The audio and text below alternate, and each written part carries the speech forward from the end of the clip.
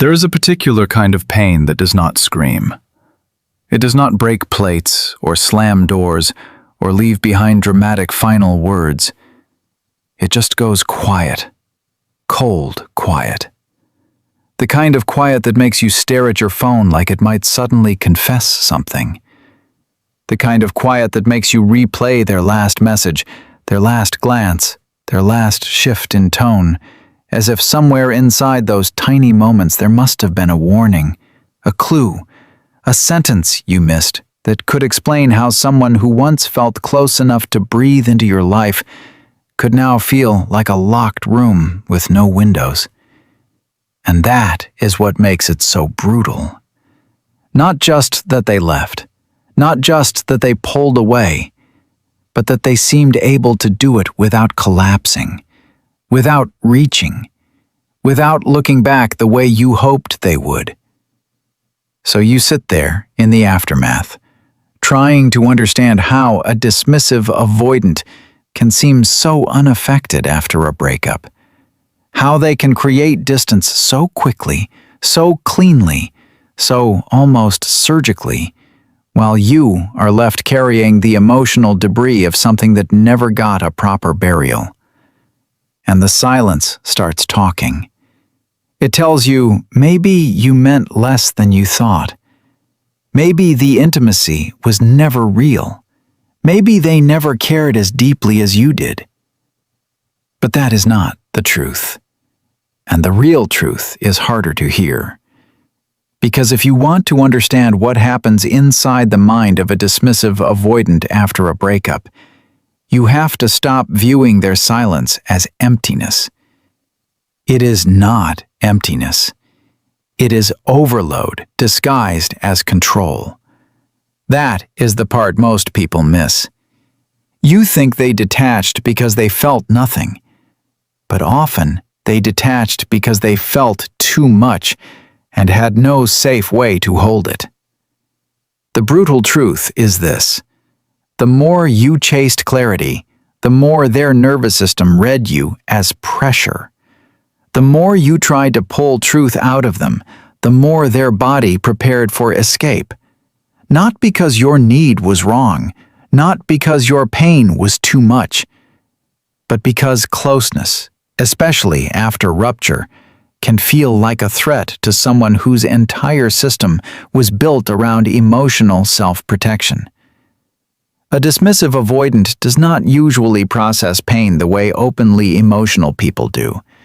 They often process it by narrowing, by numbing, by intellectualizing, by turning a living relationship into a concept they can place on a shelf. Their mind says, "I'm fine. I just need space. I just need to focus. I just need to move on." But the body tells a more complicated story. Because the nervous system does not care about pride. The amygdala, that small alarm center in the brain, is always scanning for danger. For a dismissive avoidant, emotional dependence can register as danger long before conscious thought catches up. Intimacy awakens need. Need awakens vulnerability. Vulnerability awakens old helplessness. And helplessness is intolerable. So when the breakup happens, or even when the relationship starts demanding more depth than their defenses can handle, the body moves into preservation mode. Distance, suppression, emotional shutdown. Cortisol rises. The system wants relief. And relief, to them, often looks like disconnection. Then comes dopamine's cruel little trick. At first, distance feels rewarding, clean, powerful. There is a hit of control in not responding, a strange soothing in reclaiming space. They tell themselves they can breathe again, that the heaviness is gone, that the relationship was the problem, that you were too intense, too emotional, too demanding, too complicated. But that early relief is often not peace. It is decompression. And decompression is not the same as healing. This is why the first phase after a breakup can be so confusing. You may be drowning, while they appear almost sharpened by the separation. More productive, more social, more casual, as if losing you barely scratched them, as if their life did not even pause. But watch carefully. People who are truly at peace do not need to convince themselves how unbothered they are. The dismissive avoidant often survives heartbreak by outrunning it. They fill the empty spaces fast. Work, gym, friends, flirting, screens, noise, new routines, anything that prevents stillness from becoming a mirror. Because stillness is where the body starts remembering what the mind tried to bury. And this is where the real shift begins. Not in the breakup itself, in the silence after it. Silence is the core concept almost no one understands. Most people treat silence like absence. For a dismissive avoidant, silence is often the only emotional environment their system knows how to enter without panic. Silence gives them distance from your needs, your reactions, your disappointment, your love. Silence removes the immediate pressure to explain themselves, reassure you, or confront the grief they do not yet know how to metabolize. But silence is also where delayed feeling lives. At first, your absence feels like relief from emotional demand. Then, slowly, it becomes something else. A missing pattern. A gap in the nervous system. A phantom presence. They are making coffee, and for half a second, they reach for their phone to send you something. They hear a song and hate that it lands somewhere soft. They walk past a place you used to go together, and their body tightens before their mind can narrate it away. They lie in bed at night, and the distractions thin out, and suddenly there you are, not as a person demanding closeness, but as an ache with a memory attached. That is when the dismissive avoidant starts to feel the breakup. Not always immediately, often belatedly, often privately, often in pieces so small they do not even name them correctly. They do not always think, "I miss them." Sometimes it comes out as irritation, restlessness, strange fatigue, a low hum of emptiness, an urge to check your social media just out of curiosity. A thought that arrives while they are busy and vanishes before they can catch it. Maybe I was too harsh. Maybe they really loved me. Maybe I won't find that again. Because here is another truth no one tells you. A dismissive avoidant can genuinely love you and still leave you starving. They can care deeply and still act detached. They can miss you while doing absolutely nothing about it. That contradiction is not your imagination. It is their split. The split between attachment and defense. One part moves toward connection. Another part slams the brakes the moment connection feels costly. So, after the breakup, they are not just dealing with losing you. They are dealing with losing the version of themselves that could occasionally soften with you. And that can be terrifying, because your absence does not only remove comfort, it removes the person who touched the hidden emotional life they try so hard to live above. This is why begging rarely works. This is why long emotional paragraphs often backfire. This is why trying to force them to face what they feel usually makes them go colder. Not because your emotions are invalid, but because pressure activates defense faster than love activates reflection. When you chase a dismissive avoidant after a breakup, you accidentally help them stay numb. You give them something external to resist, something to define themselves against. Your pursuit keeps the focus on your emotion, your urgency, your reaction, and that allows them to stay in their familiar role, the one with space, the one with power, the one who does not have to feel yet. But when you stop, when the long messages end, when the checking in ends, when the emotional availability they quietly assumed would always remain suddenly withdraws, the entire dynamic changes.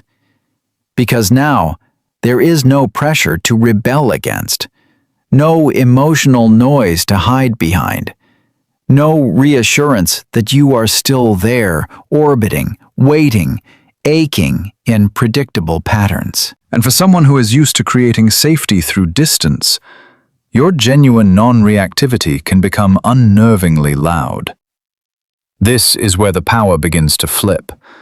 Not through games, not through pretending not to care, but through real withdrawal of access, real self-respect, real containment.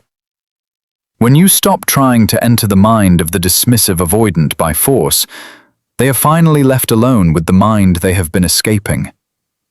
And that is when you can start appearing in new ways inside them, not as pressure, as absence, not as demand, as value, not as someone asking to be chosen, as someone they may have lost.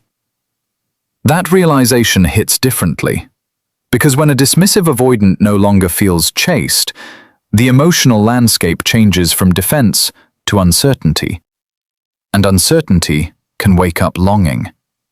They start wondering what you are doing, if you are healing, if someone else is seeing the parts of you they took for granted, if you are becoming unreachable in the way they once were. The same distance they used to regulate themselves can begin turning back on them. Now the phone becomes heavier in their hand. Now silence is not just safe, it is suspicious. Now your absence is no longer proof that you were too much. It is proof that you can leave too. And that matters. Because dismissive avoidants are often far more affected by what they cannot control than by what openly asks for love. So they begin to circle. A story viewed, a message that says less than it means, a casual check-in with manufactured lightness, a reason that sounds practical but is emotionally loaded underneath. They may not come in with confession. They may come in sideways, through ambiguity, through small openings, through carefully measured contact that lets them test whether the door is still unlocked without admitting they want to come inside. And if you do not understand the pattern, this is where you can lose yourself again. Because the moment they return, your body may flood with hope, dopamine, relief, fantasy, meaning. You tell yourself this is it. Finally, they felt your loss. Finally, they see your worth. Finally, the silence did its job. Maybe. Or maybe the pattern is simply restarting. This is the warning. Do not confuse renewed attention with transformed capacity. Missing you is not the same as being able to love you safely. Wanting access to you is not the same as being ready for intimacy. Feeling the pain of your absence does not automatically mean they have built the emotional muscle required to stop fleeing closeness. A dismissive avoidant can return because the distance became uncomfortable, not because they have truly changed their relationship with vulnerability. And if you welcome them back without discernment, without boundaries, without seeing the structure beneath the chemistry, you may step right back into the same cycle that broke you. Close, warm, promising, then overwhelmed, then distant, then confusing, then gone, again. So if they come back, the question is not, do they miss me?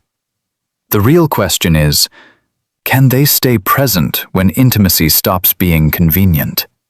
Can they speak when discomfort rises? Can they remain open when the nervous system wants to run? Can they tolerate your humanity without treating it like invasion? Can they repair? Can they reflect? Can they name what happens inside them without disappearing into silence and calling it independence? Because love without capacity is still instability, and your healing cannot be built on someone else's temporary emotional access. This is the part where everything turns inward. Because the deepest transformation after loving a dismissive avoidant is not learning how to be chosen by them. It is learning why your worth ever became dependent on being chosen by someone emotionally unavailable in the first place. That question changes everything. Why did their distance make you reach harder instead of step back? Why did confusion feel like chemistry? Why did inconsistency make love feel more precious? Why did your nervous system interpret being almost loved as something worth proving yourself for? There is no shame in this, only revelation. Many people become addicted to emotional ambiguity because it activates old wounds. The body confuses unpredictability with importance. Intermittent reinforcement is powerful. A little affection, then distance. A little warmth, then withdrawal. It does not just hurt, it hooks. Dopamine loves uncertainty. The nervous system starts chasing resolution like survival. So when you finally begin to pull your energy back, you are not just breaking contact with them, you are breaking contact with a pattern, a chemical loop, an identity built around earning crumbs and calling it devotion. And that is why this next stage can feel so raw. Because self-worth, in the beginning, does not always feel powerful. Sometimes it feels like grief. Sometimes it feels like sitting on your hands while every part of you wants to reach. Sometimes it feels like swallowing the fantasy that, if you just explained yourself one more time, loved them one more way, softened one more edge, they would finally meet you where you are. But real power is not in being the exception to their defenses. Real power is in no longer volunteering to be wounded by them. Read that again, in your body. Not in your mind, in your body. Real power is in becoming someone whose nervous system no longer begs for love where it has repeatedly been starved. That is the identity shift. You stop measuring your value by their response time. You stop treating silence like a verdict on your desirability. You stop translating their distance into your unworthiness. You stop worshipping emotional unavailability because it once felt familiar. And you begin, slowly, beautifully, to become difficult to manipulate. Not because you are cold, but because you are finally connected to yourself. You become harder to bait with inconsistency, harder to hook with half presence, harder to keep in limbo. Because now you can feel the difference between longing and safety, between intensity and intimacy, between being wanted and being cherished. And that changes the entire field. Maybe they come back and see you differently. Maybe they start chasing what they once took for granted. Maybe they finally feel the full emotional weight of losing someone who genuinely loved them. Maybe. But even if they do, that is no longer the center of your story. You are. Your standards are. Your peace is. Your ability to remain whole in the presence of someone else's confusion is. That is what breaks the old spell. Not getting them to understand your pain perfectly. Not finally hearing the apology you rehearsed in your head. Not winning the breakup by making them obsess. but becoming someone who no longer needs another person's limited emotional capacity to confirm their own depth, beauty, or worth. Because the truth is, a dismissive avoidant after a breakup may think of you more than they admit. They may miss you in ways they do not know how to speak. They may feel the echo of your absence long after they pretended to move on. They may even come face to face with the tenderness they buried when your silence becomes real. But your life cannot wait at the door of someone else's nervous system. Your self-worth cannot live in the hands of someone who only reaches when distance feels safe enough. Your power begins the moment you stop asking, "How do I make them feel what I felt?" and start asking, "Why was I willing to abandon myself for someone who could not meet me?" That is where everything changes. That is where the fog lifts. That is where the begging ends. That is where your body learns a new language. Not panic, not proving, not pursuit. Presence, discernment, dignity. And from that place, whether they return or not, whether they regret it or not, whether they ever find the words or remain a silence you once loved, you become untouchable in the most important way. You no longer confuse being withheld from with being unworthy. You no longer call emotional scarcity love. You no longer collapse at the altar of almost. You rise, quietly, cleanly, completely. And this time, when someone pulls away, the first person you do not abandon is yourself.